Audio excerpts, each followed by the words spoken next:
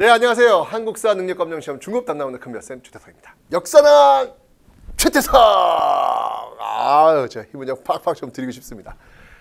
자, 여러분들 이제 그 위기의 순간이 왔습니다. 네, 이제 바로 삼국시대입니다. 우리 한국사를 준비하는 모든 분들이 여기서 그친다고 하죠. 자, 여러분들은 하실 수 있습니다. 이 고비를 넘기셔야 합니다. 아셨죠? 우리는 구석기 시대 전문가로만 머물 수 없습니다. 이 고비를 넘겨야 합니다. 준비되셨습니까? 출발합니다. 네, 자, 삼국시대예요, 여러분들. 삼국시대는 일단 고대 국가, 이 고대 국가가 이제 출발하는 그런 시점이다라고 설명드릴 수 있는데, 자, 그렇다면 먼저 이 삼국시대는 곧 고대 국가다. 삼국시대는 곧 고대 국가다 라고 할 수 있잖아요. 그러면 이 고대 국가의 특징들이 뭐가 있느냐. 앞에 우리가 연맹왕국까지 배워봤습니다. 그죠? 연맹왕국 왕은 있는데 왕권이 약했어. 그죠? 예, 사출도 제가웨이 둘러싸여가지고 아무것도 못했단 말이에요. 그런데 고대 국가는 그렇지 않아요. 고대 국가의 특징은 뭐냐면 여러분들, 일단 왕권이 무지하게 강하다. 네, 왕권이 앞에 있었던 연맹 왕국에 비해서 상대적으로 강하다라는 걸 볼 수 있고요. 또 하나 뭐냐면 왕이 중심이 되어서 그 주변 국가들을 다스려야 될 거 아니에요. 그 이전까지는 사출도 따로따로 마가, 우가, 구가, 저가 따로따로 다스렸단 말이에요. 근데 이제 이거를 왕을 중심으로 하나로 다 묶어서 다스려야 된단 말이죠. 그러려면 뭐가 필요해요? 법이 필요합니다. 그래서 율령이라는 것들이 이제 시스템이 갖춰집니다. 율령은 법입니다. 율, 형법, 령, 민법 이렇게 보시면 돼요. 형법이나 뭐 이런 것들이 지금 만들어진 법 시스템 이런 것들이 지금 만들어지고 있다라고 하는 거. 그 다음에 여러분들 중요한 게 뭐냐면 하여튼 따로따로 고대 국가 특징은 뭐냐면 따로 국밥을 하나로 모아놓는 거예요. 따로따로 노는 걸 하나로 모아놓는 거예요. 누굴 중심으로? 왕을 중심으로. 자, 그래서 불교 하나로 지금 묶어내는 거예요. 불교. 서로 믿고 있는 어떤 그런 신들이 달랐단 말이야. 그러면 안 되지. 왕을 중심으로 하나로 묶어야 된단 말이에요. 그래서 딱 하나로 묶어내는 종교 필요했습니다. 불교. 그러면서 여러분들 전쟁합니다. 정복 전쟁을 통해서 영토를 넓혀가고 있는 모습들. 이런 것들이 여러분들 고대 국가의 특징이다라는 것들 염두에 두세요. 이제 그런 모습들이 이제 만들어지는 거예요. 항상 이 시대를 공부할 때는 여러분들 인간의 어떤 그 성장기를 한번 좀 쭉 떠올려 보세요. 맨 처음에 출발해가지고 막 아장아장 걸을 때 있어요.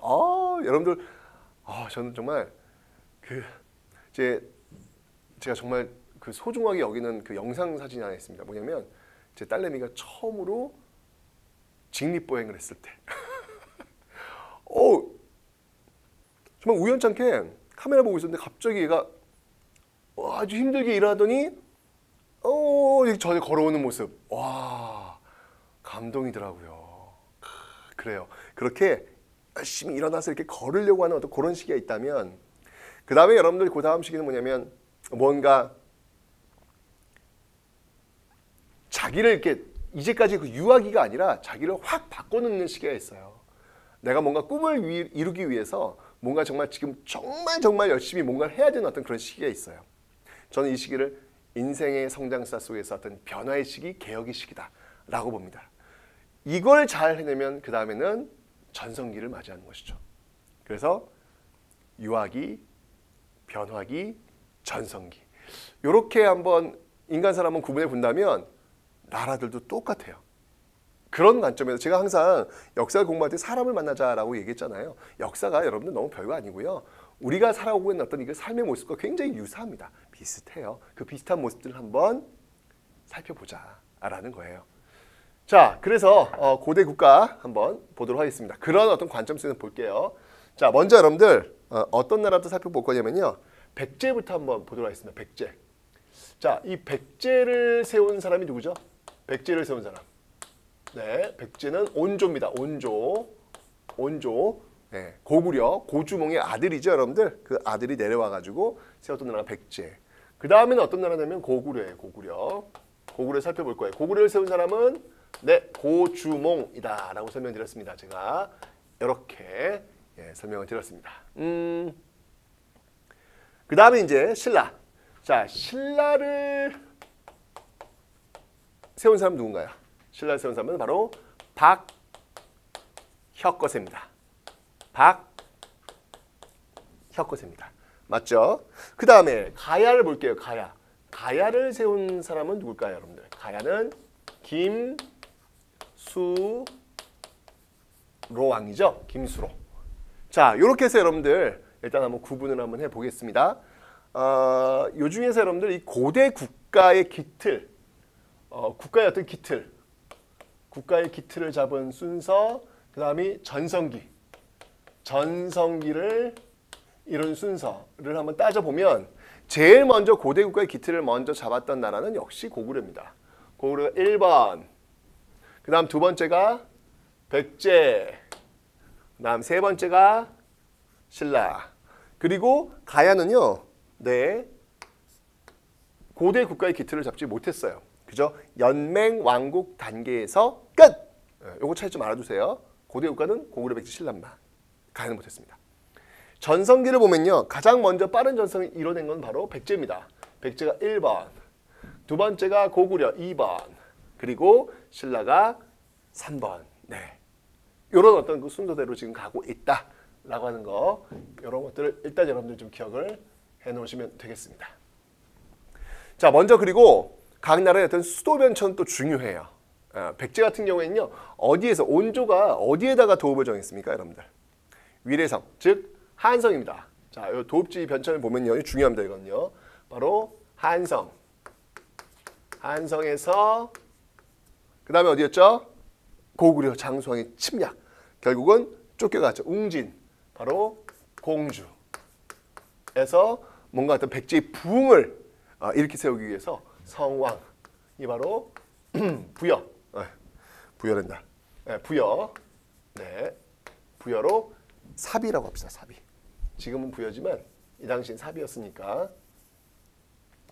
사비라고 하겠습니다. 사비.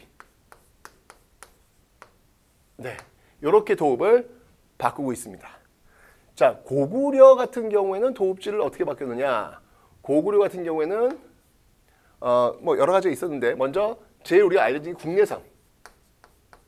네, 국내성에서 평양으로 옮기죠. 도읍을 천도하죠. 장수왕 때. 자, 이런 어떤 도읍의 변천 과정도 한번 살펴봤습니다. 다른 나라는 뭐 이동상이 없습니다. 자, 이렇게 해서 백제, 고구려, 신라, 가야 요 순서를 한번 살펴볼 텐데 시기별로 한번 살펴볼게요. 시기별로 2세기, 3세기, 4세기, 5세기, 6세기, 7세기까지 무려 한 700년의 역사가 되겠습니다. 그 700년 역사를 한번 쭉 시간별로 한번 살펴보도록 하죠. 자, 먼저 여러분들 제가 요 표를 한번 좀 보여드릴게요. 2세기, 3세기 있는데 지금 4세기 뭔가 지금 더 두껍게 칠해놨죠. 이건 뭐냐면 바로 백제 전성기예요. 전성기가 4세기란 얘기예요. 4세기 백제 전성기를 중심으로 해서 주변 국가의 관계를 살펴볼 거예요. 그 다음 5세기입니다. 자, 5세기는 지금 여러분들 고구려가 전성기네요. 여기가 고구려 전성기, 고구려를 중심으로 해서 주변 국가의 관계를 살펴볼 거고, 자, 6세기는 여러분들 바로 신라의 전성기가 되겠습니다. 그래서 신라의 전성기 중심으로 해서 주변 국가의 관계를 한번 살펴보는 시간을 갖도록 하겠습니다. 아시죠? 도표의 구성은 이렇게 됩니다. 자, 먼저 여러분들 이 2세기부터 한번 살펴보도록 할게요. 2세기에 여러분들이 주목해야 될 왕은요, 어떤 왕이냐면 일단 고구려부터 한번, 왜냐면 고구려가 고대 국가의 기틀을 제일 먼저 잡았잖아요. 그죠? 어떤 왕들이 있는지 한번 볼게요. 자, 먼저 태조왕이 있습니다. 뭐 이 태조왕이 어떤 그 모습은요, 사실은 1세기와 2세기에 걸쳐 있어요. 걸쳐 있으니까 이건 이제 2세기인데 이렇게 요 앞에서부터 이렇게 걸친 표시 한번 해볼게요. 태조왕이 있습니다. 이 태조왕 같은 경우에는요, 아까 제가 앞각에 설명을 드렸죠. 드디어 그 옆에서 소금을 바치고 있는 그 나라를 어떻게 합니까? 네, 바로 옥저를 정복했다. 옥저를 정복했다라고 설명드렸어요. 뭐 이렇게 정복 활동하면서 왕권을 강화시키는 어떤 그런 모습 보이고 있습니다. 고대 국가의 기틀을 잡으려고 어떤 그런 모습들. 그 다음에 또 여러분 기억해야 될 왕이 있어요. 그 왕이 누구냐면 바로 고국천왕이 있습니다. 고국천왕이 있는데, 자, 이 고국천왕은 뭐랬냐면요, 중요한 포인트가 있어요. 뭐냐면 여러분들 전국을요 지금 이제 왕권을 강화시켜야 돼. 고대국가의 특징은 뭐냐면 왕권 강화야. 자, 왕권을 강화시키기 위해서 어떻게 했냐면 전국을 행정구역으로 나눠요. 그 이전까지는 여러분 보세요. 여러 가들이 다스렸잖아. 고구려도. 그죠? 그 가들이 자치적으로 다스렸단 말이에요. 그러니까 자치적으로 다스리는 지역을 고구려라고 하는 느슨한 둘레로 이렇게 묶어놓고 있었단 말이야. 그런데 고국천왕은 뭐냐면요, 그 고구려라고 하는 그 느슨한 그 끈을 아주 단단하게 묶어버리는 거야. 자, 예를 들면 이런 거죠. 여러분들 지금 경상도, 전라도, 충청도가 있어요. 자, 그 나라들은 대한민국이라고 하는 틀 속에 있는 행정구역이잖아요. 이런 식으로 고국천왕은 그 오부, 동서남북, 그리고 가운데에서 오부예요. 그 오부를 행정적 구역으로 묶어버리는 거야. 자, 그래서 중요한 포인트예요. 지금 오부를 행정적 성격의 오부, 부족적 성격이었거든요. 이 행정적 성격의 오부로 묶어버렸다라고 하는 거. 아하, 고대 국가의 어떤 기틀을 잡으려는, 왕을 중심으로 해서 나라의 틀을 만들려는 그런 모습들이 보이는구나라는 걸 알 수 있죠. 예, 고국천왕의 모습이었어요. 자, 뿐만 아니라 고국천왕이 또 했던 게 있어요. 뭐가 있었냐면 바로 진대법이라는 것이 있습니다. 진대법. 자, 진대법 이제 앞으로 굉장히 많이 나올 거예요. 이 진대법이라고 하는 건 뭐냐면 춘대추납제도예요. 그러니까 봄에 곡식을 빌려주고 가을에 갚도록 하는 제도입니다. 왜냐면 봄이 되면 힘들어요. 봄이 되면 보릿고기 있잖아. 곡식이 똑 떨어져요. 먹고 살아야 될 거 아니야. 버텨야 될 거 아니야. 정부에서 봄에 곡식 빌려주고 가을에 갚도록 하는 제도. 이거를 우리나라 최초였던 기록상 최초의 고국천왕이 이제 처음 출발을 해놓고 있더라. 이때 재상은 누구였냐면요, 재상은 바로 을파소를 시켜가지고, 네, 바로 이 진대법. 이 진대법은 나중에 조선시대 뭐 의창, 뭐 고려시대 흑창, 의창 뭐 이런 식으로 해서 계속 연결이 될 겁니다. 어쩌면 역사는 처음으로 이렇게 국가가 힘들어하는 백성들을 위해서 뭔가 정책들을 보이고 있는 어떤 그런 모습들이 지금 등장하고 있더라. 이 고국천왕 때의 모습이에요. 그러니까 어떻게 보면 나라꼴을 지금 만들어 가려는 그런 모습들을 지금 2세기 고구려는 지금 보여주고 있습니다. 그죠? 오호, 좋아요. 2세기. 그 다음에 이제 3세기로 한번 넘어가 볼게요. 3세기 되니까 이제 백제도. 백제. 우리도 할 거야. 제가 얘기했지만 고대국가의 기틀을 제일 먼저 잡은 거는 고구려라고 했잖아요. 고구려 잡았어요. 그러니까 백제도 우리도 할 거야 라고 하는 거예요. 자, 그때 그 왕이 누구였냐면요, 바로 고이왕입니다. 고이왕. 자, 이 고이왕은요, 관등과 관복 이런 것들을 정비를 해요. 관등과 관복을 정비합니다. 이게 뭐냐면 관등, 관리들의 서열이잖아요. 관리들 등급이에요. 관복은 뭐냐면 관리들의 옷이에요. 옷 색깔로 쭉 서열을 맞춰놓는 것을 지금 얘기하고 있는 거예요. 무슨 말이냐면 이런 거죠. 어쩌면 고대국가의 그 중요한 건 뭐냐면 국왕을 중심으로 해서 그 틀을 잡는 게 제일 중요하단 말이에요. 그죠? 관리들이 말이야, 지네들 막 잘났다고 막 하면 안 된단 말이야. 그러니까 왕을 중심으로 사회를 쫙 만들어야 돼. 그래서 관리들 등급을 딱 나누고, 그 다음에 그 등급에 맞춰가지고 옷 딱 입히는 거예요. 빨간색 옷 높아, 뭐 파란색 옷, 그 다음 뭐 이런 식으로 쫙 맞추는 거예요. 왕을 중심으로 해서 그 모습이 얼마나, 딱 격식이 갖춰지잖아요. 그죠? 네, 자, 우리는 지금 고대 국가를 배우고 있습니다. 고대 국가, 고구려, 백제, 신라. 그 나라들이 지금 왕을 중심으로 해서 하는 나라의 그 꼴이 만들어지고 있는 모습을 지금 여러분들은 보고 계신 거예요. 고이왕이 이제 그런 역할을 하는 거예요. 3세기 모습이었습니다. 자, 신라 같은 경우는 여러분들, 신라 같은 경우에는 뭐 2세기 또 뭐 그 전도 그랬지만 이 박씨 박격해서 출발하잖아요. 재밌는 게 석씨, 재밌는 게 김씨. 네, 이런 식으로 서로 이렇게 돌아가면서 왕위를 지금 하고 있는 모습들, 그죠? 뭔가 아직까지는 뭐 강력한 왕권의 모습을 보이는 건 아닌 것 같아. 신라는 좀 이런 모습을 지금 가고 있는 거예요.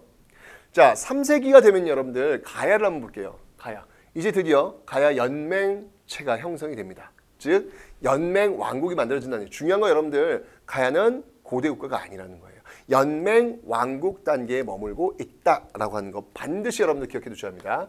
연맹 왕국 단계에 머물고 있다. 그러면 그 연맹을 하고 있는 그 중심 축은 누구였냐면요. 당시에는 금관가야가 그 역할을 하고 있었습니다. 금관가야. 네, 이 금관가야는 김해, 지금의 김해 그 지역에서 발달하고 있었죠. 여러분들 기억나요? 왜 열한화 성당 쪽에서 변한 적이 있었던 변한이 철을 생산하고 수출했다고 바로 그 뒤를 잇고 있는 나라가 금관가야라고 보시면 돼요. 특히 김해 지역이니까. 그래서 이런 식으로 3세기까지 나타나고 있는 모습들. 자, 이 양상을 보니까 네, 지금 뭐 고구려 고대국가의 기틀을 만들면서 지금 먼저 앞서가고 있는 모습들을 지금 보이고 있습니다. 네, 그 뒤를 이어서 지금 백제 선수 지금 따라가고 있습니다. 그 뒤를 이어서 지금 신라하고 가야가 열심히 지금 3위 누가 꼴등을 하느냐라고 하면서 지금 달려가고 있는 모습들을 보고 있습니다. 뭐 이런 모습들이 지금 나오고 있어요, 지금요. 아하, 고대국가 삼국 중에서 고대국가의 기틀은 지금 서로 뭔가 그 나라의 꼴, 왕을 중심으로 한 나라의 꼴을 만들려 열심히 노력하고 있는 모습들 확인하시죠? 자, 이제 성과가 나와야 돼. 그렇게 열심히 준비했단 말이지 성과가 나오는 거예요. 자, 성과가 나오기 전에 여러분들 뭘 해야 되냐면 환골탈태의 어떤 그 시기가 필요한 거야. 확 바꿔야 된단 말이에요. 환골탈태의 시기. 여러분 인생에서도 그 전환점이 있을 거예요. 뭔가 좀 이렇게 확 바꿔놓는 어떤 그런 시기. 그러려면 여러분들이 정말 왜 그 뼈를 깎는 아픔이라고 하잖아요. 그죠? 뼈를 깎는 아픔. 그런 게 있어야 됩니다. 그런 게 없으면 쉽지 않아요. 그냥 여러분들이 원하는 꿈, 여러분들이 원하는 어떤 목표, 여러분들이 원하는 어떤 결과물 이런 것들을 만들어내려면 이런 것들을 갖고 싶으면 여러분들이 뭔가를 내놓아야죠. 여러분들이 그 끊임없는 변화, 그 변화가 필요한 거죠. 똑같아요. 자, 이렇게 해서 기틀은 잡혀졌고 이제 점프 도약을 해야 돼. 그러려면 뭔가 변해야 돼. 자, 4세기 백제부터 한번 볼게요. 자, 이제 4세기 백제 중심 볼 텐데 중요한 건 뭐냐면 3세기 이 고이왕 때 백제는요. 그 성장과 변화를 동시에 해냈다는 거예요. 왜 그러냐면 백제 같은 경우는 여러분들 특히 중국과의 교류가 원활할 수 있는 적이 있죠. 백제 같은 경우 여러분들 굉장히 중국과의 교류가 활발해요. 위치가 그래. 위치가 너무 좋아. 그냥 배 타고 그냥 가면 돼요, 그냥. 그럼 중국에 바로 들어간단 말이에요. 즉 중국의 선진물이 들어오는데 아무런 문제 없어요. 신라는 안 돼요. 신라는 지금 경상도 쪽에 지금 갇혀 있기 때문에 중국하고 가려면 백제를 통과해야 돼요. 백제가 가만 두겠냐고요. 통일세 받지. 고구려는 지금 저쪽 중국 쪽으로 아랑 되고 있는 지역이기 때문에 뭔가 문물교류에 있어서 조금 약간. 그래서 백제가 고구려보다 좀 늦게 출발했지만 고대국가의 기틀을 만드는 좀 늦게 출발했지만 전성기를 빨리 만들어냅니다. 왜냐하면 빠르게 외부 수혈을 해내면서 외국의 선진 문물을 수혈해내면서 빠르게 자리를 잡아가는 것이죠. 여러분들도 마찬가지예요. 뭔가 여러분들이 어떤 그 도약을 하려면 외부적인 어떤 그 환경들에 대해서 여러분들 민감하셔야 되는 거예요. 그런 것들을 빠르게 수용할 수 있는 자기 것으로 만들어낼 수 있는 그런 준비를 늘 하셔야 되는 겁니다. 백제가 그걸 잘한 거예요. 지리적으로도 좋았고요. 인적인 어떤 노력도 좋았고요.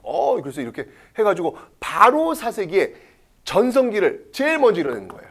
비록 출발은 늦었지만 전성기를 제일 먼저 이뤄냈던 나라가 바로 백제가 되는 것이죠. 그 전성기 왕이 누구예요? 그 왕이 바로 근초광 아닙니까? 우리 근초광. 그죠? 근초광. 완전 시험에 진짜 잘 나오죠. 근초고왕.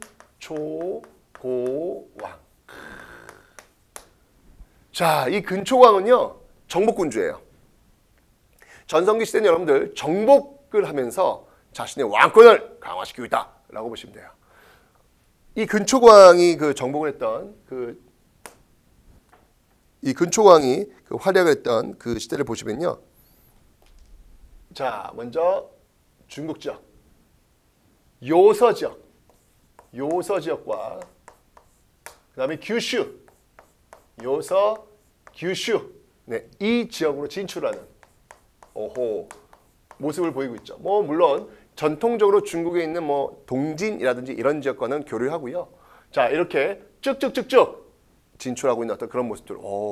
정복군주의 모습 보이죠. 뿐만 아니라 근초광은 여러분들 그 위에 있었던 고구려. 와우. 고구려를 때려요. 여러분들 백제가요 그런 나라입니다. 근초고왕이요 그런 사람이에요. 여러분들 이상하게 우리 백제에 대해서는 여러분들 굉장히 별 일 없는 나라 아닌가 이런 식으로 생각하는데 그렇지 않습니다. 근초고왕 시대는요 정말 정복군주로서의 모습들을 확연하게 보여주고 있습니다. 고구려도 벌벌 떠정줬으니까요. 이때 이 근초고왕이 고구려를 때리면서요 어느 왕? 고구려의 고국원왕. 네, 고국원왕을 전사시켜요. 고구려국에서 원통하게 죽은 왕, 고국원왕 이렇게 보시면 되겠죠.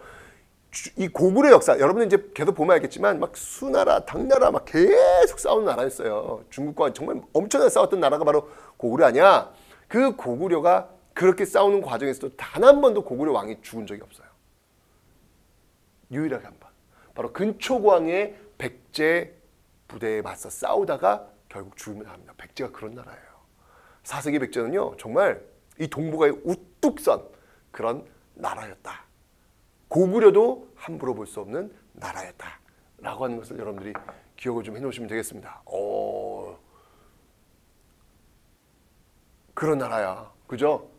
자, 이때 여러분들 규슈 지역에 진출했다 그랬는데 이런 어떤 그 외국과의 어떤 관계를 보여줄 수 있는 유물이 있어요. 그 유물이 뭐가 있냐면 바로 칠지도라는 게 있습니다. 칠지도. 정말 칠지도 너무 멋있죠. 네, 이거는 이제까지 없었던 칼이다. 내가 너한테 주는 거야. 잘 보관해. 알았지? 이렇게. 그 안에 여러분 금으로 상감, 금으로 이렇게 글씨 새겨놨거든요. 얼마나 멋있는지 몰라요. 그 칼을 탁 들고 있으면 이건 정말 권위야 권위. 네. 그런 모습들이 지금 있다라고 하는 걸 기억하시면 되겠습니다. 자, 고국원왕 삑. 네, 좋습니다. 자, 그리고 여러분들 이렇게 고구려는 이제 근초고왕의 압박에 의해서 위기예요. 한 왕이 죽었어. 휘청하는 거야. 위기죠. 그 위기에서 기회를 또 포착해야 됩니다. 인생을 보는 것 같아요. 저도 보면서 이게 고구려는 정말 위기인데 이때 참 고구려로서는 걸출한 개혁군주가 등장합니다. 그 개혁군주가 누구냐면 바로 소수림 왕이에요. 정말 고구려는 역시 무너지는 나라는 아니었어요. 아직까지는 지금 그 기운이 뻗치는 나라야. 소수림 왕이라는 걸출한 개혁군주를 하나 만나게 되죠. 자, 이 소수림 왕은요 지금 나라가 정말 위기다. 이 위기를 어떻게 극복할 것이냐? 간단해요. 위기를 극복하는 방법은 나 스스로를 바꾸는 거예요. 다시 준비하는 거죠. 소수림 왕은 그걸 했던 거예요. 이제까지 내려왔던 그 고구려의 역사 이제 잊고 새롭게 출발하자. 그래야만 우리가 다시 한번 새로운 역사를 만들 수 있다라고 판단한 거예요. 그래서 이 소수림 왕은요 바로 이제 고대 국가의 특징이라고 할 수 있는 거 이거를요 다 해요. 자, 먼저 율령. 네. 자, 다시 한번 우리는 하나가 돼야 돼. 율령 반포합니다. 율령을 딱 반포하고요. 그 다음에 불교. 우리는 하나가 돼야 돼. 정신적 통일이 필요해. 법적 통일도 필요하고 정신적 통일도 필요해. 그리고 너희들 왕한테 충성하는 거 배우자. 학교 세워줄 테니까 가서 공부 좀 해. 라고 해서 태학. 우리 역사상 최초의 기록상 최초의 고등교육기관 대학교라고 보시면 돼요. 이런 태학을 세우는 거예요. 진짜 왕이 죽는 단계였으면 이게 무너질 수도 있는 모습이었거든요. 그렇지 않아요. 소수림 왕은요. 이것이 어떻게 보면 우리의 어떤 위기가 기회일 수 있다. 끊임없이 우리가 한번 바꿔보자 라고 하면서 정말 전면적 변화를 시도했던 게 바로 소수림 왕입니다. 여러분들은 고구려 하면 광개토태왕과 장수왕을 떠올리시는데요. 저는 광개토태왕과 장수왕이 있었던 배경은 바로 이 소수림 왕의 뼈를 깎는 개혁이 있었기 때문에 가능하다라는 것이죠. 멋있지 않습니까, 여러분들? 인생도 똑같아요. 내가 얘기했잖아. 여러분들의 전성기는 언제 오냐고요? 여러분들이 뼈를 깎는 아픔, 뼈를 깎는 변화. 이게 있어야만 여러분의 전성기가 오는 겁니다. 여러분들 지금 상목시대예요. 좀 어려울지라도 인생에서 또 압니까 여러분? 지금의 이 시기가 바로 포인트, 변화의 포인트가 됐지. 힘내세요. 자, 소수리망이었습니다. 이렇게 해서 한번 4세기의 모습을 한번 보시면 되겠습니다. 자, 다음은 이제 5세기로 한번 넘어가 볼게요. 5세기는 지금 여러분 보시면 알겠지만 이 고구려가 전성기가 되겠습니다. 고구려를 중심으로 해서 한번 놓고 볼게요. 뭐 고구려의 왕 하면 누가 있을까요? 바로 이렇게 소수리망의 어떤 개혁에 힘입어가지고 전개했던 왕, 바로 광개토 태왕이 있겠습니다. 광개토 태왕. 저는요 광개토 대왕이라고 안 쓰고요 광개토 태왕이라고 하겠습니다. 왜냐면 그렇게 불려요.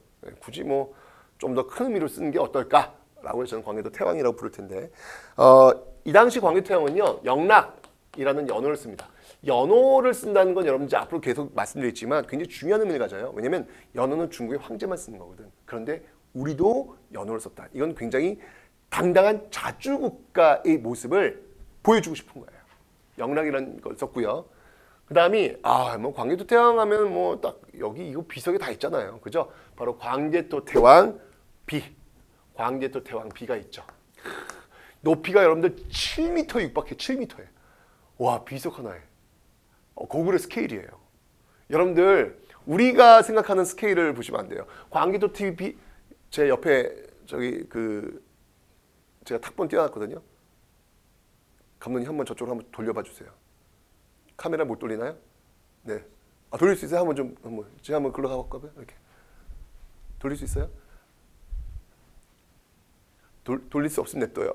돌아가네. 좀 돌려보세요. 여기. 네, 여기 광개토 장비. 네, 저도 나오네요. 민망해라. 네. 이게 뭐 이것도 여러분들 축소시킨 거예요. 이거 뭐냐면 걸 수가 없어. 너무 커가지고. 네, 이게 지금 저 밑에 더 내려가야 되는데 광개토 장비입니다. 보시면요. 여기 지금 천재라는 의미가 나와요. 하늘의 자손이라는 어떤 그런 당당한 천재지. 이게 나오잖아요, 여러분들. 하늘의 어떤 자손이다라고 하는 그런 자부심이 이 고구려는 있었어요. 고구려가 이런 나라예요. 예. 근데 우리가 이렇게 쭉 보면 알겠지만, 이게 하늘의 어떤 그 자식, 하늘의 자손이라고 하는 어떤 그 자부심이 있는 하늘족이에요. 이 고구려는요. 근데 언제부터 우리는 이 하늘을 잃었는가라는 그런 생각이 들더라고요. 우리가 스케일이 너무 좀 작아진 거 아니야? 고구려 스케일은 늘 하늘을 바라보면서 이들은 살았거든요. 근데 우리는 굉장히 어느 순간부터 하늘을 잃어버린 것 같아. 그죠? 네. 광개토 태비 한번 제가 보여드렸습니다. 이것도 더 커요. 네. 높이가 한 7m. 우와! 엄청난. 자, 근데 저 비석은 여러분들 광개토 태왕이 살아있을 때 세운 게 아니에요. 그의 아들이 아버지의 업적을 기리기 위해서 장수왕이 세운 겁니다. 자, 비가 있고요. 그 다음 또 뭐가 있냐면 호우명 그릇이라고 있어요. 호우명 그릇. 호우명 그릇. 자, 요것도 중요하죠. 자, 이 호우명 그릇은 왜 중요하냐면요. 이 그릇 밑에 보면 광개토지 호태왕이라는 그 글씨가 새겨져 있어요. 그런데 중요한 건 그 그릇이 어디서 발견됐냐는 거예요. 경주 호우총에서 발견돼요. 광개토 태왕의 이름이 왜 신라의 경주에서 발견됐지? 그건 그만큼 고구려의 영향력이 신라에 어마어마하게 미치고 있었다라는 것입니다. 자, 왜 그런지를 제가 한번 지금부터 설명을 드리도록 하겠습니다. 여러분들 이 4세기와 5세기에 걸쳐서 사실 이 광개토 태왕도 4세기와 5세기에 걸쳐서 있다고 보시면 돼요. 이때 이 신라의 어느 왕이었냐면요. 이 박석김 이렇게 돌아가면서 이렇게 했잖아요. 그런데 드디어 4세기 이 왕 때가 되면요. 바로 뇌물마립간.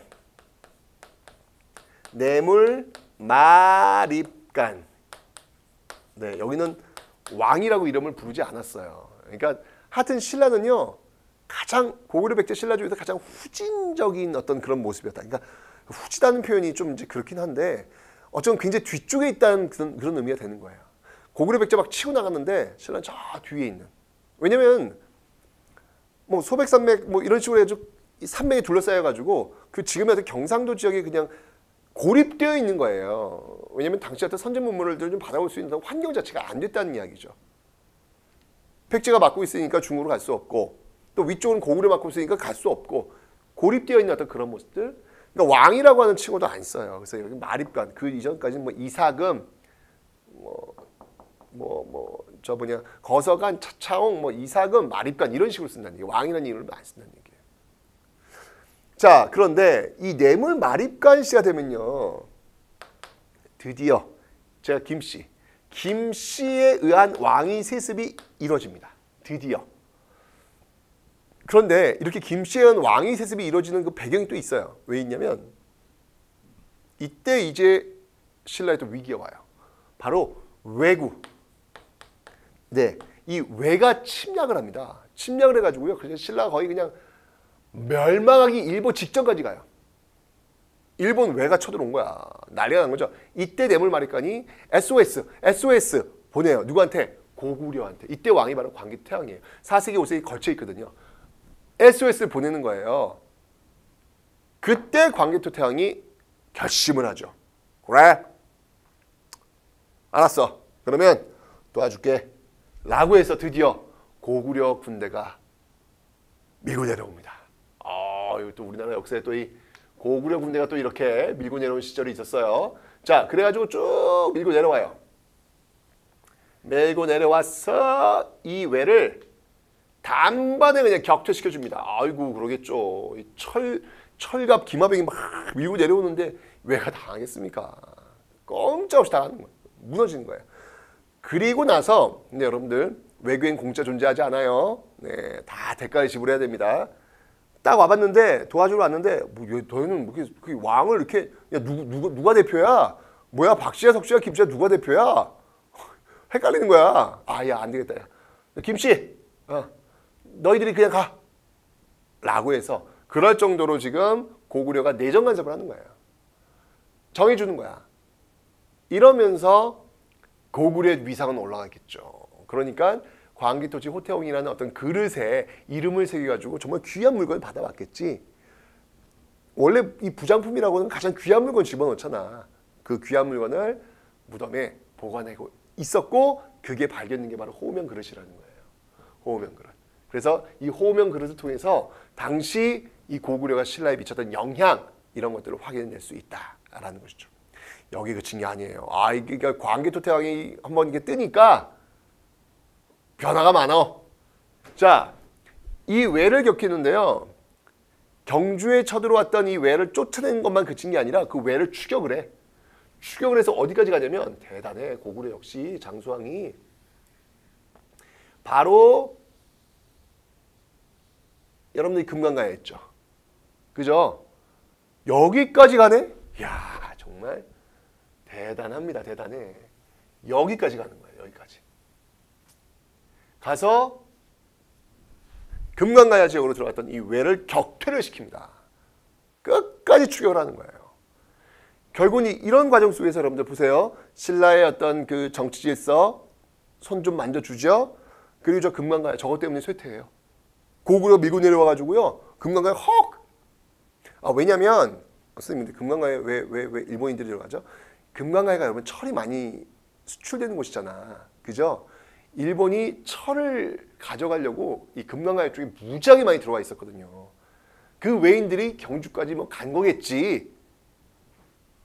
그래서 고구려군이 경주에 들어왔던 이 왜를 격퇴시켰고 그 왜가 도망간 곳까지 쫓아간 거예요. 결국 이 금강가야가 휘청해요. 휘청해가지고 결국 금강가야는 이걸로 쇠퇴하고 망한 건 아니고요. 쇠퇴한 거예요.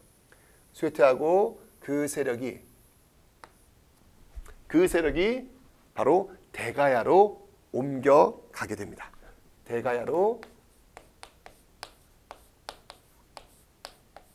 옮겨가게 되더라 라고 하는 거 굉장히 중요한 포인트예요. 여러분들.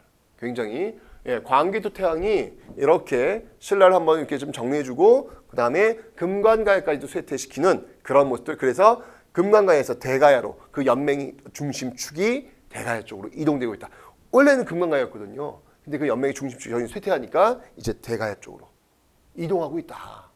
이 정도로 이 고구려 광개토태왕이 이 한반도 남쪽에 엄청난 영향을 끼친 거예요. 역시 고구려답죠. 그죠? 이런 모습을 보이는 데는 전 다시 한번 얘기했지만 바로 그 앞에 있었던 소수림왕의 어떤 뼈를 깎는 개혁 이런 것들이 있었기 때문에 가능한 게 아니었을까라는 생각이 드는 거예요. 참 많이 배울 점이 있습니다. 그러면서 나도 한번 물어보는 거예요. 나는 그럼 그렇게 뼈를 깎는 어떤 그 고통스러운 그 변화를 또는 개혁을 나 스스로에게 하고 있느냐. 역사를 통해서 그래야만 전성기가 오는 걸 보니까 그죠? 좀 배울 부분이 좀 많이 있지 않나라는 생각이 듭니다. 자, 광개토태왕 여기 그치지 않죠? 이 소수리망이 쌓았던 그 개혁의 토대는 굉장히 탄탄했던 것 같아요. 그래서 광개토태왕 뒤를 이어서 그의 아들 누굽니까? 바로 장수왕. 자, 이 장수왕은요 도읍을 천도합니다. 어디로? 도읍을 평양으로 천도합니다. 평양으로 천도합니다. 그죠? 남하 정책 밀고 내려가는 거예요. 밀고 내려가다가 어디까지? 충주까지. 거기서 딱 고구려비석 찍죠. 그게 바로 충주 고구려비. 이 평양천도 남하 정책의 어떤 그 근거를 보여주고 있는 게 바로 바로 충주 고구려비다. 고구려비다 라고 하는 거. 아까 설명드렸지만 이 광개토태왕비는 여러분들 장수왕에 의해서 세워진 비석이기도 합니다. 네, 이런 모습들을 지금 보이고 있는 거예요. 장수왕 때 대단하죠, 여러분들. 네. 근데 정말 이 장수왕이 여러분 그거 아세요? 야, 여러분들 중국에 외교 사절단을 무지하게 많이 보냈어요. 뭐 장수왕이 뭐 대단한 줄 알았더니 그 자존심도 없나? 그렇게 보일 수도 있죠. 근데 여러분 장수왕은요, 참 이게 정말 외교에서 배워야 돼. 외교를 하는 데 있어가지고 자신의 힘을 키우면서 외교를 하는 거예요. 거기에 좀 굽신대는 모습들 보이는 것 같았지만 결정적인 순간에는요 강경한 태세로 나옵니다. 그건 뭐냐면 힘이 있기 때문에 가능한 거예요. 중국과 이게 외교 사절을 맺으면서, 왜냐면 지금 남쪽으로 내려와야 될 거 아니야. 지금 이 평양으로 옮겼다는 얘기는 뭐냐면 바로 남하 정책.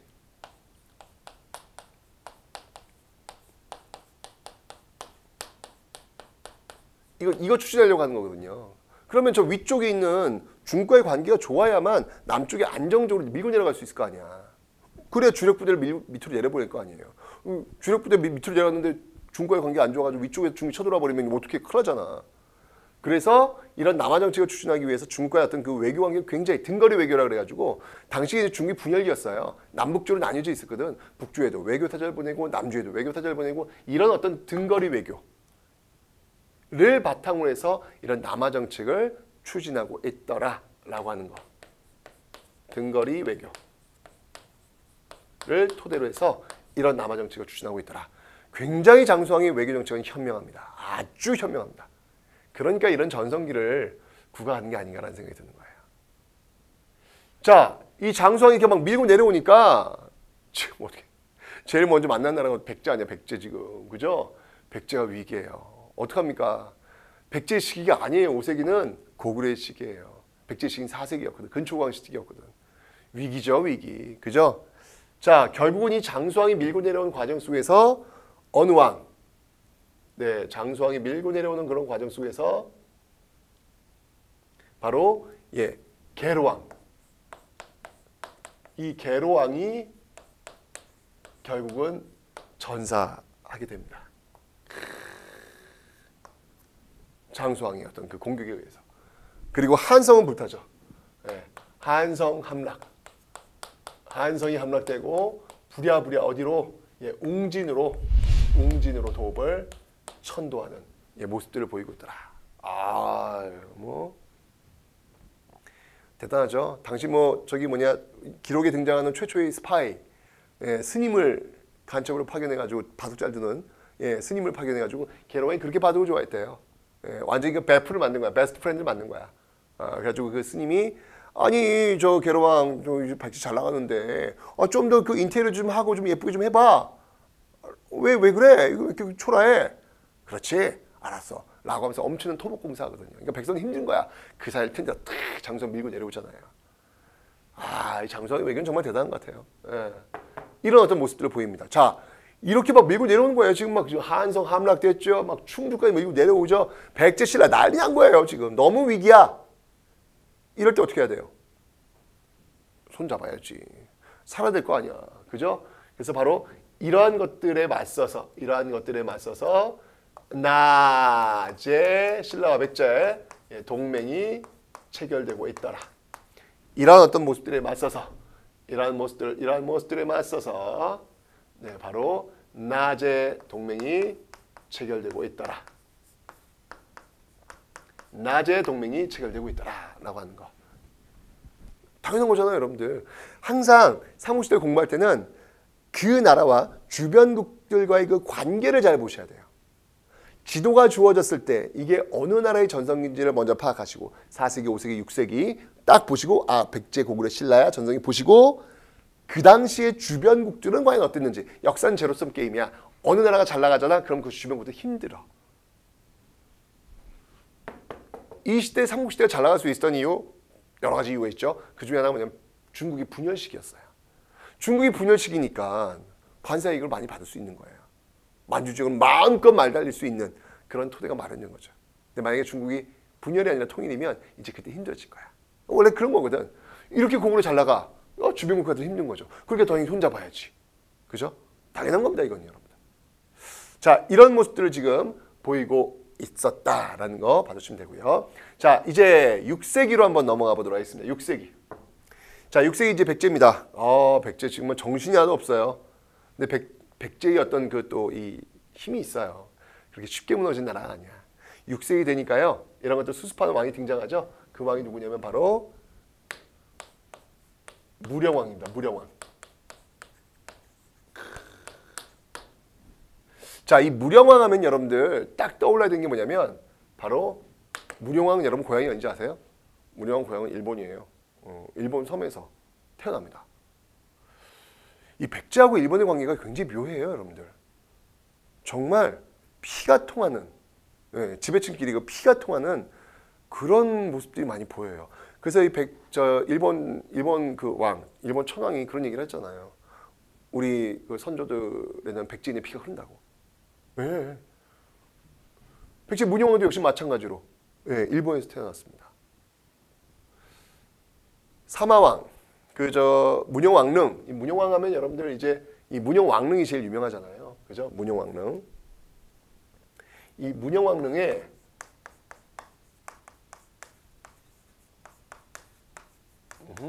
문영왕릉을 딱 여는 순간 거기에 이제 나온 거예요. 나왔더니 거기 사마왕이라고 나와요. 사마가 뭐냐면 일본말로 시마, 섬이거든요. 섬. 그러니까 섬에서 태어났다는 걸 보여주는 그런 모습이 있는 것이죠. 이 문영왕릉을 통해서 우리가 알 수 있는 건 뭐냐면요, 여러분들 이거는 중국, 일본과의 교류. 왜냐면 이게 벽돌 무덤이에요. 벽돌 무덤은 중국 남조 쪽의 무덤이거든. 그 무덤을 지금 썼다는 얘기는 중국과의 교류를 보여주는 것이고, 이 관, 문영왕의 관은 또 이 일본에서 가져온 그런 나무로 지금 관을 짰거든요. 이런 것들은 다 중국과 일본과의 어떤 그 교류를 아주 활발히 했음을 보여주고 있는 거예요. 그러니까 문영왕은 이거였지, 나라 지금 위기야. 위기 상황을 어떻게 타파할까? 주변국과의 어떤 그 교류를 통해서 힘을 비축하는 어떤 그런 모습들을 보이고 있는 거예요. 항상 여러분들이 내가 슬럼프인 것 같아. 그러면 여러분 그 틀에 갇히지 말고요. 다른 지식들, 외부의 어떤 지식들을 끌고 와가지고 여러분들이 변화할 수 있는 동기를 찾아내는 게 굉장히 중요하거든요. 문영왕이 그걸 한 거예요. 그리고 지금 이 웅진으로 지금 쫓겨왔잖아. 그러니까 왕권이 완전 추락. 이걸 좀 다시 정비하기 위해서 자기의 왕족들을 22담로를 설치해가지고 거기에 파견을 합니다. 왕족이 직접 다스리도록 만들어 놓는 모습들. 이게 바로 22담로제. 이런 모습들을 백제 문영왕이 보여주고 있다라는 것이죠. 그 다음에 또 이제 성왕이 등장합니다. 자, 문영왕이 이제 토대를 잡아놓으니까 성왕은요, 그래, 이제는 좀 우리가 다시 어쨌든 위기 수습은 이제 끝난 것 같고 다시 이제 도약을 해야 돼. 라고 해서 백제 부흥을 외치면서 도읍을 천도해요. 어디로? 웅진에서 사비를 천도합니다. 네. 그러면서 백제 중흥을 꾀하는 그런 모습들을 보이고 있죠. 백제 중흥. 그래서 국호도 뭘로 바꿔요? 국호도 남부여로 바꿉니다. 백제의 중흥을 꾀하면서 남부여로 바꾸고 있더라. 여러분들도 왜 인생이 좀 잘 안 풀리는 것 같아.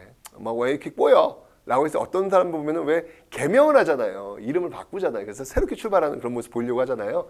서울 역시 마찬가지로. 예, 그런 어떤 모습들이 지금 보이고 있더라라는 겁니다. 하지만 6세기는 아쉽게도 백제의 시대가 아니라 신라의 시기예요. 신라가 너무 잘 나가. 자, 그러기 위해서는 여러분들 6세기 전성기를 만들기 위해서 신라 역시 마찬가지로 개혁군주가 등장합니다. 자, 어떤 왕들이 등장하냐면요. 자, 먼저 신라에서는요. 버풍왕, 먼저 지증왕. 자, 이 지증왕은요. 정말 한 게 많아요. 먼저 그 앞에 뭐야. 우린 왕도 아니고 나라 이름도 이상하고 그래서 이때 뭘 하냐면 국호를 드디어 신라. 이때 이제 신라라는 이름은 이때 정하는 거예요. 그리고 우리도 이제 왕이라고 하자. 원래 지증왕도 지증 마립관이었거든요. 그 이전에 마립관이었잖아요. 이걸 다 왕으로 바꿔요. 이제 이때부터 이제 뇌물 왕이 되는 거예요. 뇌물 마립관은 뇌물 왕이 되는 거예요. 왕. 그런 다음에 야 우리도 좀 어떻게 주변국 좀 정복 좀 해봐. 다른 나라처럼 한번 해보자. 라고 해서 저쪽에 있는 섬. 예, 울릉도 있죠? 네, 우산국 복소.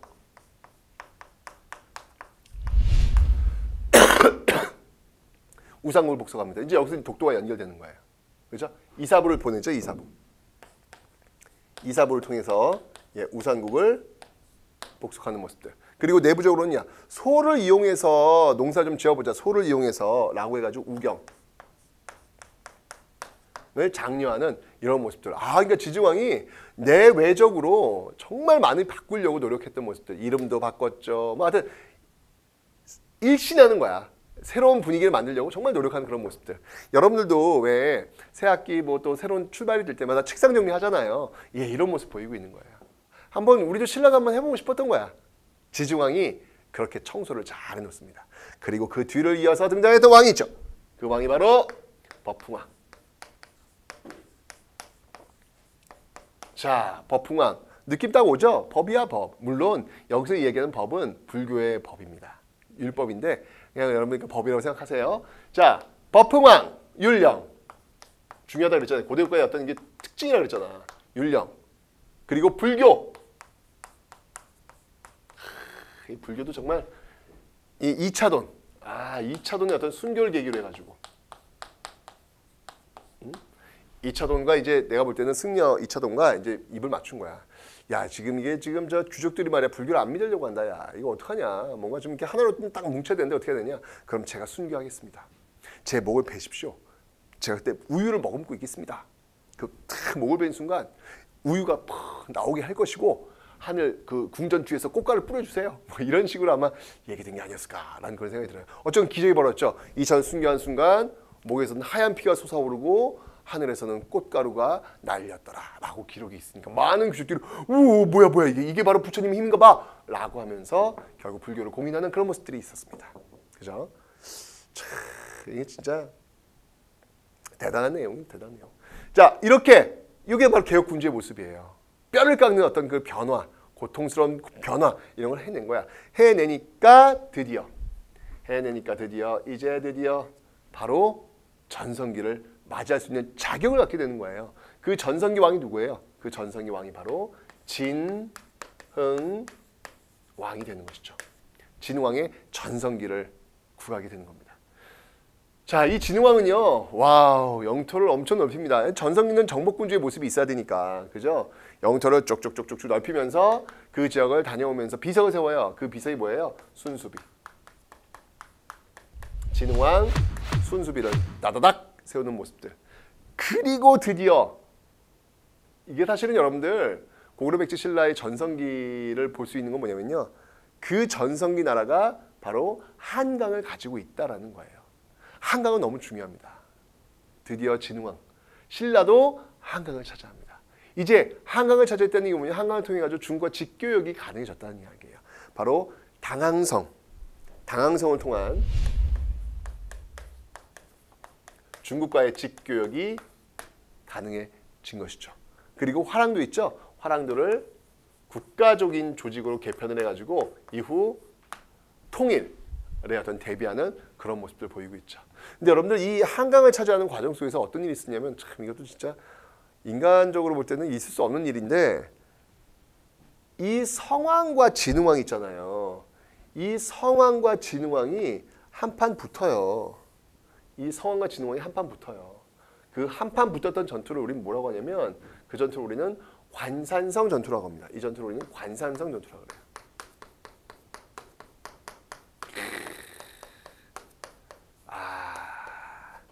이게 왜 붙었냐면 여러분 나지동맹이잖아 지금. 이 나지동맹 하고 있잖아 지금. 그죠? 신라와 백제는. 그런데 그런 차원에서 둘이 손을 잡고 고구려 싸운 거야. 싸워가지고 한강 지역을 고구려 뺏은 거예요. 충주까지 내려왔다 그랬잖아 지금. 한강 지역까지 내려왔다 그랬잖아. 이걸 다시 뺏은 거야. 근데 원래 한강은 여러분 원래 어느 나라 땅이에요? 그럼 백제 땅이잖아. 백제 한성이 출발했으니까. 그죠? 원래 서울 여기서 이제 정착했던 나라는 백제거든, 백제. 그걸 뺏은 거야. 그때 신라가 백제 뒤통수를 쳐요. 백제가 차지하고 있었던 한강 유역을 싹 가져가 버린 거예요. 우와, 이건 뭐야? 즉 이렇게 되면서 여러분들 진흥왕 때 당항성, 중국과의 직교역이 가능해진 당항성 확보했지만 이제까지 100년 이상 내려왔던 나지동맹이 깨져버린 거예요. 신라가 배신한 거지. 자, 여러분들 이 신라의 배신을 어떻게 보시겠습니까? 인간적으로 보면 정말 나쁘지. 친구들끼리 저러면 이러면 안 돼. 친구들끼리 이러면 안 돼. 근데 이게 나라와 나라의 어떤 관계 속에서 지금 본 거잖아요. 어쨌든 외교라고 하는 건 자국의 이익을 극대화시키기 위해서 하는 거잖아. 근데 진흥왕은 자국의 이익을 위해서 이제까지 친구를 버린 거야. 아, 이거 고민의 지점이 많아요. 지금 고민의 지점이 많아요. 그죠? 예, 이게 바로 진흥왕 때 있었던 모습들. 아, 그래서 성왕이 얼마나 화가 났겠어요. 예, 그래가지고 이 백제와의 일전을 준비하죠. 그 일전 준비하는 내용 중 하나 뭔지 알아요? 자기 딸을 진흥왕한테 시집 보내요. 진흥왕이 여러분들 굉장히 어려요. 10대의 왕이 돼가지고 이때 나이가 지금 한 20살 정도밖에 안 돼요. 진흥왕은 나이가 많잖아, 50대. 어려. 그래서 진흥왕에게 자기 딸을 시집 보냅니다. 진흥왕은 자기 사위를 삼은 거예요. 있을 수 있는 일입니까 지금? 진흥왕이 지금 성왕의 뒤통수 쳤는데 성왕이 지금 딸을 보내가지고 자기 사위를 삼는다? 이상하죠? 이게 정치야. 이게 성왕은 자기 딸을 보내가지고 진흥왕이 안심하도록 시간을 번 거예요. 그럼 진흥왕이 몰랐을까? 알았지. 진흥왕도 그 수는 알고 있지. 아무것도 모르는 척 그 딸을 자기의 부인으로 맞이하면서 성왕의 공격을 대비해서 진지를 구축해 놓고 있었어요. 그러니까 정말 팽팽하게 머리가 지금 돌아가고 있는 거야. 그리고 나서 드디어 전투가 벌어집니다. 그 전투가 바로 관산성 전투. 근데 이 관산 전투가 이게 성왕이 뭐 제대로 싸운 것도 아니에요. 성왕이 백제군 응원하기 위해서 가다가 신라한테 사로잡혀가지고 거기서 죽임을 당하거든요. 결국은 거기서 죽임했던 그 성왕의 머리를 가져와서 진흥왕이 그 경주 궁궐 있잖아요. 계단 밟고 계단 있을 거 아니에요. 그 계단 밑에다 심어놨대요. 밑에다가 갖다 놨대요. 계단 밟고 올 때마다 진흥왕의 머리를 밟으라고. 그런 이야기가 또 전해질 정도로 이렇게 되면 이제 나제동맹은 성립이 안 되는 거예요. 결국 이 말은 뭐냐면 바로 나제동맹의 결렬을 이야기하는 겁니다. 나제동맹의 결렬을 의미하고 있더라라고 하는 거. 와, 정말 그 신라가 어떻게든 어떤 주도권을 잡으려고 정말 어떤 수단과 방법을 지금 가르지 않는 그런 모습을 보이고 있어요. 이렇게 되면서 6세기는 신라의 시대가 되었고 가야가 결국은 이제 신라 쪽으로 넘어갑니다. 먼저 금관가야. 이 금관가야가 멸망된 시점. 금관과야가 멸망된 시점은 어느 왕 때냐면요. 바로 법흥왕 때가 되겠습니다. 바로 법흥왕 때. 그다음이 그러니까 여러분들 이 광기토 태왕 때 밀고 내려와서는 금관가야가 쇠퇴한 거지 멸망한 건 아니에요. 이때 와서 멸망한 겁니다. 그다음이 대가야. 대가야가 멸망한 건 언제 됐냐면요. 바로 진흥왕 때. 이렇게 멸망되고 있더라라고 하는 거. 기억해 놓으시면 되겠습니다. 정말 6세기는 살벌했어요. 그 주도권 잡기 위해서 정말 엄청나게 싸우고 있는 그런 모습들 보이고 있습니다. 자, 이제 7세기로 넘어갑니다. 7세기. 자, 이게 성왕 때 이런 모습 보이면서 백제는요, 전부 다 충격이었죠. 아니, 자기가 친구일 줄 알았던 신라가 이렇게 배실 때렸으니까 가만둘 수 없겠죠. 이러면서 계속 몰아쳐요. 그 몰아친 선두에 있었던 왕이 누구였냐면요, 바로 백제의 무왕입니다. 자, 여러분들 이 무자가 뭐냐면 싸울 무자예요. 느낌만 와도 오시죠? 근데 계속 몰아치는 거예요. 막 신라를 계속 몰아치는 거예요. 왜냐면 원수잖아, 원수. 이쯤 되면 원수지 뭐. 나중에 깨지면서 계속. 이 무왕하면 여러분들 딱 떠오르는 문화 유적지가 있습니다. 그게 뭐가 있을까요? 예, 바로 익산 미륵사지. 익산, 네, 이 미륵사지를 또 창건했던 그런 왕이 또 무왕이기도 하죠. 이 무왕의 뒤를 이어서 여러분들 무왕의 그 부인이 선화공주, 그죠? 진평왕의 딸 선화공주라는 설이 있잖아요. 그 아들일 수도 있겠죠. 바로 의자왕. 이 무왕의 뒤를 이어서 의자왕 역시 신라를 계속해서 압박해 들어갑니다. 7세기 어떻게 보면 여러분 신라의 위기이기도 했어요. 또 한 번 위기가 오는 거야. 왜냐면 백제가 가만두질 않는 거예요. 예, 성왕을 저런 식으로 이제 죽여놨으니까 원수를 갚아야 될 거 아니에요. 계속해서 막 압박을 가하는데 결국은 알죠, 여러분들? 예, 나당연합에 의해서 결국 백제는 멸망하게 되는 것. 이게 바로 7세기 백제의 모습이었습니다. 근데 백제가 이제 여러분들 이렇게 의자왕한테 멸망했지만 여기서 끝난 거 아니고요. 백제 부흥운동이 있었어요. 네, 부흥운동. 이 부흥운동을 주도했던 인물들이 누구였냐면요. 예, 바로 백제 부흥운동을 주도했던 인물이 흑도복이라고 합니다. 저는 흑치상지, 도침, 복신, 이런 인물들이 또 부흥운동을 주도하죠. 그래서 저는 이렇게 흑치상지, 흑도복, 예, 검은색 도복을 입고 있는 사람들, 뭐 이런 식으로 한번 좀 이해를 해보려고 하는데 이런 부흥운동을 또 전개하는 모습들이 있는데 여러분들 그거 아세요? 이 부흥운동이 있어가지고 일본이요 정권의 명운을 걸고 백제를 또 도와줘요. 미스테리 아닙니까, 여러분들? 예? 이게 이제 그 유명한 일본의 도움, 일본의 어떤 도움. 이게 그 유명한 백강전투라는 건데, 그 유명한 이 백강전투라는 건데, 이야. 결국 이 전투 때문에 여러분들 일본의 정권이 교체될 정도예요. 일본은 사활을 걸고 어떻게든 백제를 부흥시키기 위해서 어마어마하게 다 쏟아붓대도 과언이 아닙니다.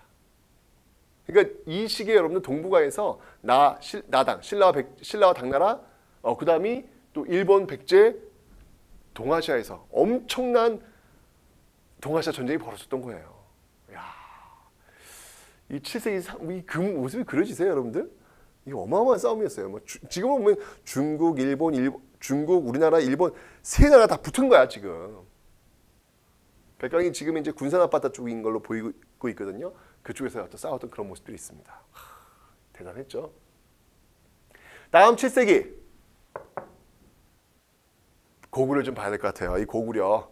자, 이 고구려는요 민족의 어떤 방파제 역할이라고 했잖아요. 이 7세기, 이 6세기 넘어가면서 여러분들 드디어 이제 분열되어 있던 중국이 하나로 통일돼요. 그 나라는 어떤 나라예요? 수나라. 그래서 수가 침입을 합니다. 자, 수나라가 침입을 했을 때 이때 물리쳤던 인물 누구예요? 잘 알고 있죠, 여러분들? 네, 바로 을지문덕. 바로 살수대첩. 살수에서 쫓겨 도망가고 있는 그들을 그냥 몰아치면서 그냥 물 위에서 허우적대는 사람들을 그냥 죽여 없앴던 바로 을지문덕입니다. 대승이었죠. 엄청난 전투였죠. 그죠? 그 다음에 이제 또 결국 이것 때문에 여러분 수나라는요 이런 이유 중에 하나 때문에 결국 무너져요. 그 통일왕조가 아주 쉽게 무너집니다. 그 뒤를 이어서 또 당나라. 또 이 당나라도 침입을 하려고 하네. 자, 이때 이제 고구려가 이제 천리장성 축조. 천리장성은 고구려에도 한번 있었고 고려에도 한번 있습니다. 천리장성 축조하는 요 과정 속에서 예, 연개 소문의 어떤 그 입지가 굉장히 올라가요. 연개 소문의 어떤 입지가 위상이 굉장히 올라가는 예, 그런 모습들도 있더라. 당과의 침입이 있었던 대표적인 전투가 뭐냐면 바로 안시성 싸움이죠. 안시성 싸움. 이 안시성 싸움에서 또 당을 또 물리치는 아주 어마어마한 혁격한 예, 그런 놀라운 일이 전개가 되었었죠. 네. 이렇게 해서 정말 민족의 방파제 역할을 하는 듯 했는데 결국은 나당연합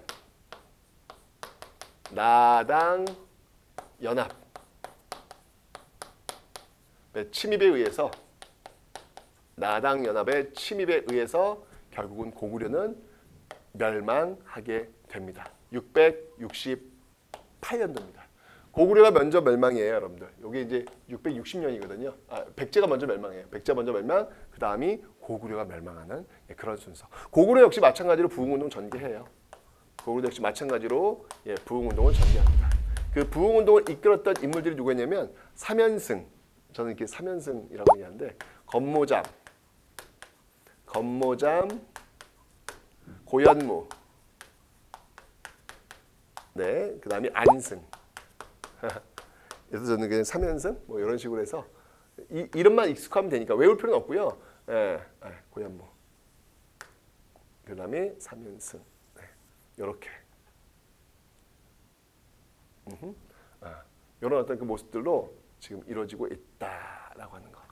건모잠, 고현무, 안승에 의한 부흥운동도 전개되고 있다. 이렇게 하면서 결국 이 만주를 호령했던 고구려는 이제 그 생명을 다하게 된 겁니다. 정말 이 7세기가 정말 아주 드라마틱한 어떤 그런 모습들이 지금 보여지고 있지 않나라는 그런 생각이 드네요. 신라를 한번 볼게요. 신라. 자, 그렇다면 7세기 그 드라마틱한 상황이 벌어지고 있는 신라는 과연 어떤 모습이었을까? 자, 일단 아시겠지만 여러분들 위기였어요. 지금 막 백제가 막 무왕, 의정 막 밀고 막 들어오니까 진흥왕한테 막 차였던 그 땅 다 뺏기면서 지금 너무나도 위기였어요, 위기.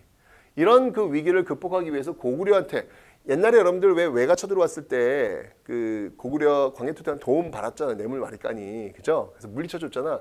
똑같았어. 너무 위기가 오니까 고구려 찾아온 거야. 누가? 김춘추가 찾아와가지고 연개소문을 만나지 좀 도와달라고. 근데 연개소문이 딜을 하죠. 그래 도와줄 수 있어. 근데 그러려면 장수왕 때 우리가 충주에다가 비석 꽂았는데 거기까지 다 내놔. 그러면 돌려줄게. 그럼 도와줄게. 이런 식이에요. 결국 이제 김춘추는 그거는 못하겠다. 라고 하면서 결국은 중국으로 갔고 그리고 나당연합이 그래서 결성이 되는 거예요. 여러분들 여기서 정말 그 외교 정말 치열한 외교전 이런 것들 아마 여러분들 아마 읽으실 수 있어야 돼요. 여긴 지금 그런 거야 지금 아주 그 삼국이 살아남기 위해서 아주 치열하게 외교 전략을 지금 펼치고 있는 그런 모습들. 자, 하지만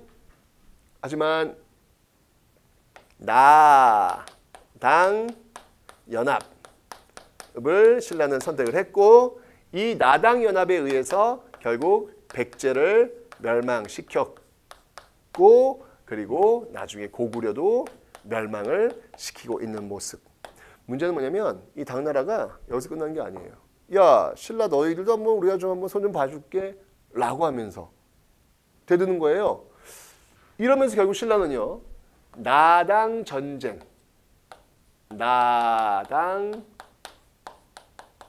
전쟁을 추진하게 됩니다.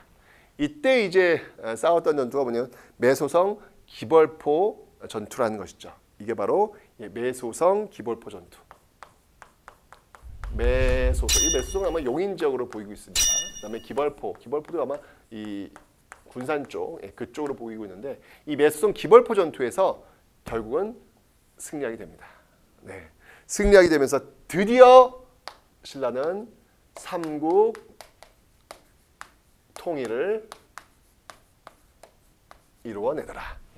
여러분 여기서 지금 이 삼국 통일을 이루어냈던 왕이 누구였냐면요. 이 왕이 바로 신문왕이란다. 문무왕이에요. 문무왕. 예, 문무왕입니다. 여기 있는 이 고구려 빰빰빰빰빰빰빰빰빰빰빰빰 고구려 멸망, 매소성 기벌포 전투 이게 있을 때 모두 다 이 문무왕 때, 네, 문무왕 때 있었던 내용들이다. 백제 멸망 때는요, 태종 무열왕, 무열왕 시기였고요. 고구려 멸망 때는 문무왕. 태종 무열왕이 여러분들 김춘추예요. 김춘추가 백제 멸망까지 시켰고 그 뒤를 이어서 문무왕이 고구려를 멸망시키는 이런 어떤 그 내용들도 있으니까 하나 기억을 좀 해놓으시면 되겠습니다. 아 정말 진짜 드라마틱한 어떤 그런 과정들이 지금 펼쳐지고 있잖아요. 뿐만 아니라 맨 처음에 어떤 그 형성기, 변화기, 전성기로 이루어지는 어떤 그런 모습들. 최종적 승자는 누구였죠, 여러분들? 신라였어요, 신라. 보시면 알겠지만 가장 후진적인 어떤 그런 나라, 신라. 이것도 굉장히 우리 어떤 그 인생에서 많은 시사점을 주는 것 같아요. 정말 저 앞에 4세기까지만 해도, 한 5세기까지만 해도 신라라는 나라는 여러분들 의미 없는 그냥 뭐 별로 그렇게 중요하지 않는 그런 나라였거든요. 근데 그 나라가 결국은 강력한 개혁과 변화를 이끌어내면서 결국은 삼국통일의 주인공이 된다는 이야기예요. 아, 이게 놀랍지 않습니까, 여러분들? 혹시 여러분들이 지금 어느 위치에 있는지 모르겠습니다. 여러분들이 좀 뒤에 있는 친구들도 분명히 뒤에 있는 분들도 계실 텐데 이 모습을 보면서 늦었다고 생각하지는 않았으면 좋겠어요. 우선은 내가 정말 뼈를 깎는 어떤 그 변화와 개혁이라고 하는 것들을 내가 한번 해낸 적이 있는지를 한번 물어보시고 그걸 한번 해보시고 한번 여러분의 전성기를 한번 그려보는 것도 어떨까라는 생각이 듭니다. 물론 어떤 사회적 시스템 이런 것들이 고쳐지지 않는 상태 속에서 그저 나 혼자만 해서는 안 되겠지만 그래도 역사 속에서 내가 스스로 변하지 않으면 그 달콤한 결과물을 받아내기는 어렵다라는 사실을 한번 배웠으니까 한 번쯤은 여러분들이 한번 그런 것들을 반추 삼아서 한번 여러분 스스로 변화시켜 보시기 바랍니다. 자, 그럼 여기서 이제 중요한 내용들 어떤 것들인지 한번 살펴보도록 하죠. 하나씩 한번 볼게요. 일단 여러분들 이 도읍의 변천 과정은요 정말 중요해요. 도읍의 변천 과정 진짜 중요합니다. 백제는 한성 운중이 삽이라는 거, 고구려는 국내성과 평양으로 도읍 옮겼다는 거 꼭 기억해 두시고요. 2세기, 네, 이건 한번 쭉 보시면 되고요. 3세기도 한번 쭉 보시면 되고요. 4세기, 근초광 이 지도 너무 중요합니다, 여러분들. 지도가 등장하고 이게 그 근초광 4세기 전성기야 이거 알 수 있어야 되고요. 그리고 소수리망, 정말 뭐 소수리망의 어떤 개혁, 율령, 반포, 불교, 수용, 태학 너무 중요하죠. 꼭 기억해 놓으시면 되고요. 5세기는 역시 5세기 주인공은 고구려입니다. 광개토 태왕, 장수왕, 그죠? 네, 여기 있는 그 비라든지 호명그릇, 평양천도, 충주 고구려비, 네, 고구려비, 이 비석들은 정말 중요해요. 비석들은 정말 중요합니다. 그다음에 호우명그릇, 네, 꼭 기억을 좀 해놓으셔야 되겠습니다. 호우명그릇 보면 되고요. 6세기 때 문영왕릉, 문영왕릉. 요거 이제 교리를 보여주는 거예요. 문화파트에 가면 답이 설명될 것 같아요. 그다음이 성왕 때 사비천도 남부여라는 거. 그다음에 이제 역시 뭐니 해도 6세기는 지증왕과 법흥왕, 그죠? 지증왕과 법흥왕이 개혁 내용입니다. 지증왕은요 신라란 국호, 왕, 그다음에 우산국 정벌, 우격의 실시, 그죠? 법흥왕은 율령 반포, 그다음에 불교의 공인 이런 거 있습니다. 자, 진흥왕, 전성기죠? 네, 순수비, 그다음이 화랑도로 국가조직을 개편했다는 거, 요거 여러분들 기억해 놓으시면 되겠습니다.